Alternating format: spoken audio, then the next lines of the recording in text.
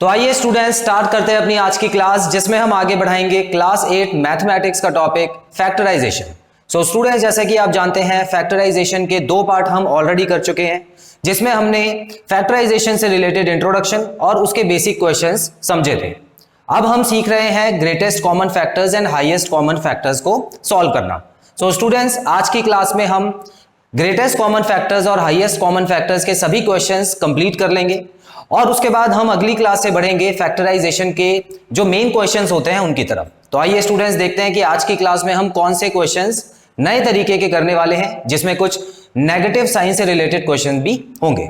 तो स्टूडेंट्स देख सकते हैं, सबसे पहले बहुत ही जाना पहचाना सा क्वेश्चन है, फाइंड द एचसीएफ या GCF of the following polynomials. आप यहां पे देख सकते हैं पहले क्वेश्चन में आपको 3 टर्म्स दिए हुए हैं, तो इनमें आपको जो भी कॉमन आएगा वो आपको निकालना है। हाँ, कॉमन और सबसे बड़ा नंबर, सबसे बड़ा ऐसा नंबर होना चाहिए जो सबके पास हो। याद रखिएगा, जो किसी एक के पास नहीं है उसको आप नहीं लिख सकते, ठीक है। तो स्टूडेंट्स यहां आप देख सकते हैं 36, 54 और 90। सबसे पहले अगर हम नंबर्स की बात करें तो 36, 54 और 90 जो है, इसका हाईएस्ट कॉमन फैक्टर क्या होगा? सो आप देखिए, आप सीधा मत कीजिएगा। जब आपको एक्सपीरियंस हो जाए और आपको लगने लगे कि हाँ अब मैं सीख चुका हूं या सीख चुकी हूं, तभी आप स्टूडेंट्स सीधा करने की कोशिश कीजिएगा। वरना आपको मैंने बताया हुआ है कि आप फैक्टर्स निकालेंगे कुछ इस तरीके से। सबसे पहले आप 36 के फैक्टर्स निकालेगा, उसके बाद आप 54 के फैक्टर्स निकालेंगे और लास्ट में आप 90 के फैक्टर्स निकालेंगे और देखेंगे कि कौन कौन से फैक्टर्स कॉमन आ रहे हैं, ठीक है। क्योंकि इसमें आपका 100% सही होगा, लेकिन अगर आपने गलती से कोई भी ऐसा फैक्टर छोड़ दिया जो कि आपको नहीं पता था, तो वहां पे नंबर कट जाएंगे, तो उसका फायदा क्या। सो स्टूडेंट्स, आई होप आप समझ पा रहे हैं। लेकिन क्योंकि मुझे साफ साफ इसमें फैक्टर दिख रहा है, तो मैं आपको बता देता हूं इनके बीच में जो हाईएस्ट कॉमन फैक्टर है वो है 18। तो 18 एक ऐसा नंबर है जो कि सभी के टेबल में 18 के टेबल में सभी नंबर्स आते हैं, ठीक है। 18 क्या हो गया? छोटा भाई हो गया। तो इनसे छोटा ही नंबर होना चाहिए ना, इन तीनों से छोटा नंबर होना चाहिए, वही एचसीएफ हो सकता है।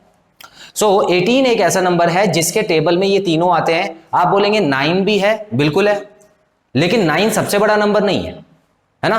हाईएस्ट कॉमन फैक्टर का मतलब क्या है? सबसे बड़ा ऐसा नंबर जो सबके पास हो फैक्टर के रूप में, ठीक है। तो सबके पास होना भी जरूरी है और सबसे बड़ा नंबर भी जरूरी है। ऐसे तो ये तीनों नंबर 2 से भी कट रहे हैं, आप देख सकते हैं, है ना।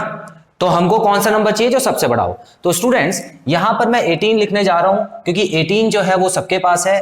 18 के टेबल में 2 टाइम्स में आता है 36 और 3 टाइम्स में आता है 54। उसके बाद 18 5 90 होता है। क्लियर? ठीक है स्टूडेंट्स, आगे बढ़ते हैं। अब यहां पर वेरिएबल तो बड़े सिंपल होते हैं, तो आपको पता ही है जो स्मॉलेस्ट पावर होगी जिसके पास, है ना। देखिए, ए के पास 2 पावर है, ए के पास 5 है और ए के पास 4 है, तो सबसे छोटी पावर ये हो गई, तो आपको सीधा उठा के लिख देना। बी के हिसाब से देखिए, यहाँ बी की पावर 2 है, यहाँ पे बी है ही नहीं और यहाँ पे बी की पावर 2 है। सो स्टूडेंट्स, हमको पता है कि कोई भी ऐसा नंबर अगर आ जाता है जो तीनों के पास नहीं होता, किसी भी एक के पास नहीं है, तो उसको हम नहीं लिख सकते। क्लियर? ठीक है, तो बी छोड़ देते हैं। सी की बारी आती है। सी की पावर 4 है, सी की पावर 2 है और सी की पावर 2 है।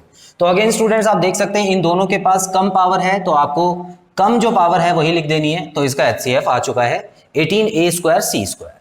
क्वेश्चन 2 की तरफ बढ़ते हैं, x³ एंड yx का स्क्वायर। स्टूडेंट्स यहां पर आप देख सकते हैं, सबसे पहले तो हम वो चीज लिख देंगे जो दोनों के पास है, और दोनों के पास कौन सी चीज नजर आ रही है? x। अच्छा, यहां पर देखिए नंबर नहीं है ना, तो कोई बात नहीं। अगर नंबर नहीं होता, आपको मैं बता देता हूं, देखिए अगर कोई भी यहाँ पे कांस्टेंट जिसे हम नंबर बोलते हैं, तो वो नहीं होता, तो यहाँ पे मान लेते हैं कि 1 लगा हुआ है, ठीक है। तो दोनों के पास ही 1 लगा हुआ है, तो यहां पर भी 1 कॉमन आ जाएगा। तो ये जो 1 होता है वो लिखने की जरूरत नहीं होती है। जब भी हम वेरिएबल लिखते हैं तो उसके आगे ये 1 लगाने की जरूरत नहीं होती है। ये जो मैथ्स में फालतू के नंबर्स हम यूज नहीं करते हैं, तो उसको बचाने के लिए, समय और मेहनत दोनों बचाने के लिए होता है। तो आप चाहें तो लिख सकते हैं, वरना आप नहीं भी लिखेंगे। देखिए 1 यहां से भी हटा दो, यहां से भी हटा दो और यहां से भी अपने आप ही हट जाएगा, तो वो अपने आप ही इसमें एडजस्ट हो जाएगा, ठीक है। तो x की पावर यहाँ पे 3 है, x की पावर यहाँ पे 2 है, तो कम किसके पास है? x की पावर 2 है। अच्छा, y तो यहाँ पे है ही नहीं, लेकिन यहाँ पे एक y है, तो हमने क्या रूल पढ़ा था स्टूडेंट्स कि y यहाँ पे नहीं लिखेंगे, तो x² ही सीधा हमारा आंसर हो गया। ठीक है, पार्ट 3 की तरफ बढ़ते हैं। लिखा हुआ है 15a का cube minus 45a square and minus 150a। अब यहां पर मुझे दो ऐसे नंबर दिख रहे हैं जिनके पास माइनस का साइन लगा हुआ है ना। और मुझे याद आ रहा है कि मैंने पिछले पार्ट में भी आपको एक क्वेश्चन कराया था जिसमें सिर्फ एक नंबर पे माइनस का साइन लगा हुआ था। तो मैंने क्या बताया था आपको स्टूडेंट्स, आपको एचसीएफ जब आप निकालेंगे तो वही चीज निकाल सकते हैं जो तीनों के पास हो। तो यहां पर माइनस का साइन देखिए इसके पास नहीं है, तो इसका मतलब माइनस के साइन को आपको नहीं छेड़ना है। इसका एचसीएफ जो आएगा वो बिना माइनस के साइन के आ जाएगा। क्लियर? ठीक है, तो अब मैं नंबर्स पे आता हूं। देखिए माइनस का साइन तो मैंने देख लिया कि नहीं आएगा। अब नंबर्स की बारी आई है, तो यहां आप देख सकते हैं 15, 45 और 150। अगर 15 का टेबल आपको आता है तो आपको अच्छे से पता होगा कि 15 के टेबल में ये तीनों नंबर आते हैं। 15 1 15 होता है, 15 3 45 होता है और 15 10 150 हो जाता है। तो तीनों नंबर आते हैं। अब सबसे बड़ा भी वही नंबर होगा क्योंकि देखिए 15 है ना यहाँ पे। अब 15 से ऊपर नहीं जा सकते हम, 16 या 30 या 45 ऐसे नहीं जा सकते, ठीक है, क्योंकि तीनों नंबर आने चाहिए। तो ऐसा सबसे बड़ा नंबर सिर्फ 15 ही है जिसके टेबल में ये तीनों नंबर आते हैं। ठीक है, तो मैं यहाँ पे 15 उठा के लिख देता हूं। अब वेरिएबल्स पे आते हैं। ए का क्यूब लगा हुआ है, ए का स्क्वायर लगा है और सिंगल ए लगा हुआ है। तो स्टूडेंट्स क्या हो जाएगा, देखिए सबसे कम पावर इसके पास है। इसके सिंगल ए का मतलब क्या होता है कि पावर उसकी 1 है। तो स्टूडेंट्स यहाँ पर हमारा जो आंसर आ चुका है वो 15a आ चुका है।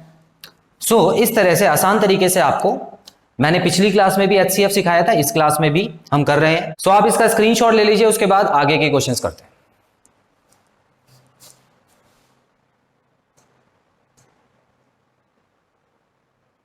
सो स्टूडेंट्स बढ़ते हैं अगले क्वेश्चंस की तरफ। पार्ट नंबर 4 में आप देख सकते हैं यहां पर भी आपको 3 टर्म दिए हुए हैं। आप इसको मुझसे पहले कीजिए और जो भी आपका आंसर आता है उसको चेक कीजिएगा। सो स्टूडेंट्स यहां आप देख सकते हैं 14 10 एंड 2। तो यहां पे साइन का तो प्रॉब्लम है ही नहीं क्योंकि यहां पे कोई नेगेटिव नंबर नहीं है। लेकिन अगर हम नंबर्स की बात करें तो यहां पे ऐसा कौन सा नंबर है जिसके टेबल में ये तीनों नंबर आते हैं, तो स्टूडेंट्स आप कहेंगे 2, और जो कि बिल्कुल सही है। उसके बाद अगर हम x पे चलते हैं तो x के पास सबसे कम पावर जो है वो x स्क्वायर है, तो यहाँ पे हमने x स्क्वायर लिख दिया। और y के पास जो सबसे कम पावर है वो है y स्क्वायर, तो हमने y स्क्वायर लिख दिया। तो हमारा आंसर आ गया 2x स्क्वायर y स्क्वायर, यही आंसर है। ठीक है, देखिए तीसरी टर्म पूरी की पूरी आंसर है। तो कभी कभी ऐसा भी हो सकता है क्वेश्चन में ही आंसर छुपा होगा, लेकिन करके देखना, ये नहीं कि आप सीधा सीधा थर्ड टर्म को सिलेक्ट कर रहे हैं, ऐसा नहीं होना चाहिए। अच्छा, पार्ट 5 में हमने देखा यहाँ पे 13x4y4 7x2y5 और z एंड 26xyz। तो स्टूडेंट्स अगर आप यहाँ पे देखें, नंबर पे फोकस कीजिए तो नंबर कुछ इस तरह के इस बार दे दिए हैं कि देखिए 13 के टेबल में 26 तो आता है, लेकिन ये 7 से दोनों का दूर दूर तक कोई नाता नहीं है ना। 7 जो है वो उसके टेबल में क्या क्या आता है, 14 आता है, उसके अलावा 28 21 आता है। लेकिन इन दोनों नंबर का एक दूसरे से तो रिलेशन है, लेकिन 7 से रिलेशन नहीं है।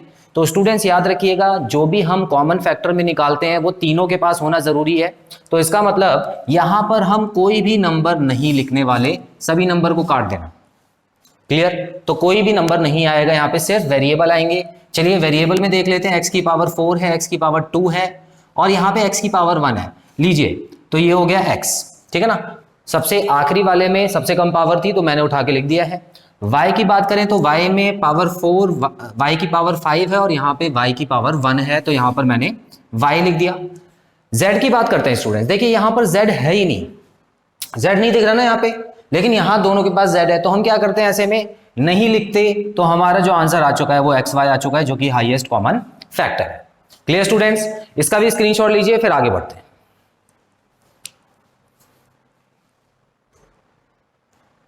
स्टूडेंट्स पार्ट 6 में आप देख सकते हैं ऐसे टर्म्स दिए हुए हैं जिसमें सब में नेगेटिव का साइन है। ठीक है, तो ऐसे क्वेश्चंस भी हम कर लेते हैं।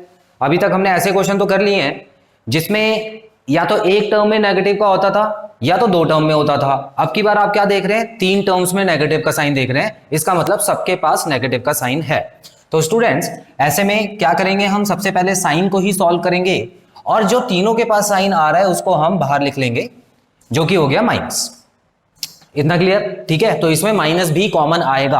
आगे बढ़ते हैं। 2 6 और 18, तो यहां पे आप जानते हैं कि 2 के टेबल में ये सारे आ रहे हैं, तो जल्दी से 2 लिख देते हैं। x की पावर सबसे कम कहां नजर आ रही है आपको? देखिए x इसके पास है ही नहीं, तो इसका मतलब x को हम नहीं लिख सकते।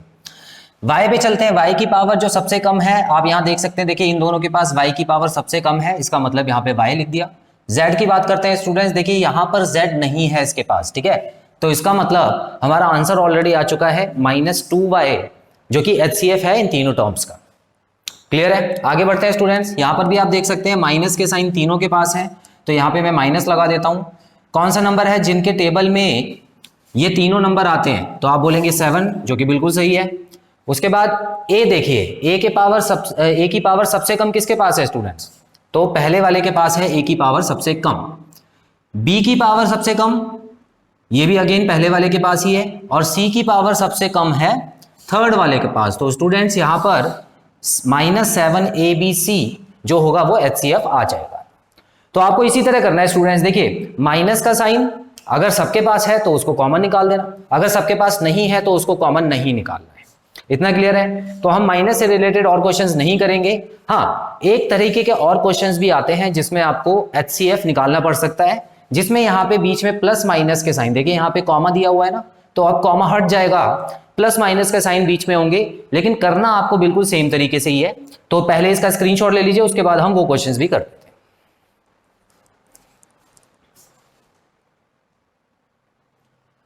स्टूडेंट्स आप देख सकते हैं पार्ट 8 में यहां पे 3 टर्म्स तो दी हुई हैं और बीच में प्लस माइनस का साइन लगा दिया, इस पर कॉमा हटा दिया है, लेकिन कोई बात नहीं, आपको बिल्कुल वही काम करना है जो अभी तक हम करते आ रहे थे।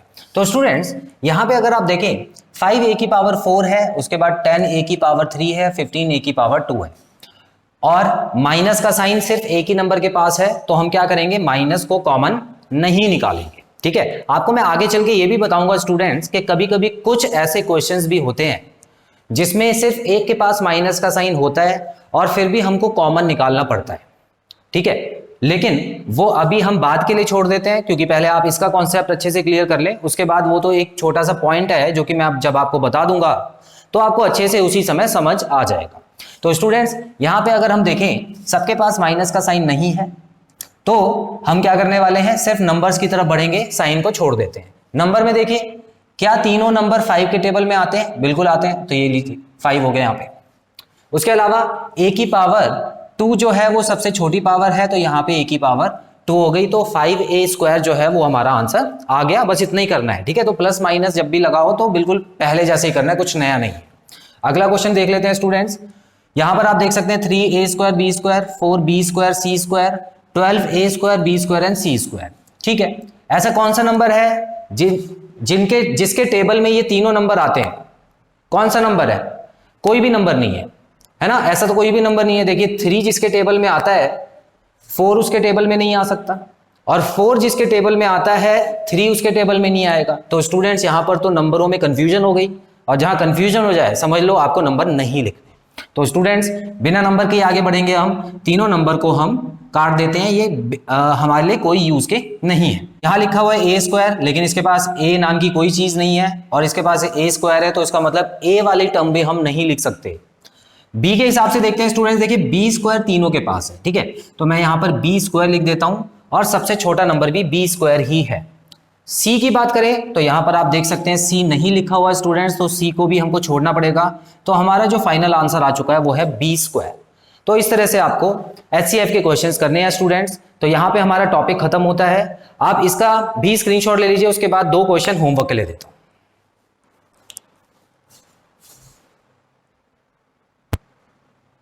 सो स्टूडेंट्स आप देख सकते हैं part number 10th and 11th आपके होमवर्क के लिए है।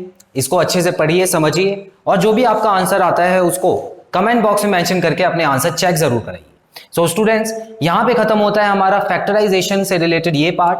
इसमें हमने खत्म कर लिया है topic HCF and GCF। So students I hope आपको सभी क्वेश्चंस अच्छे से समझ आए और कोई भी डाउट नहीं है। सो बहुत जल्द मिलते हैं अपने अगले पार्ट में।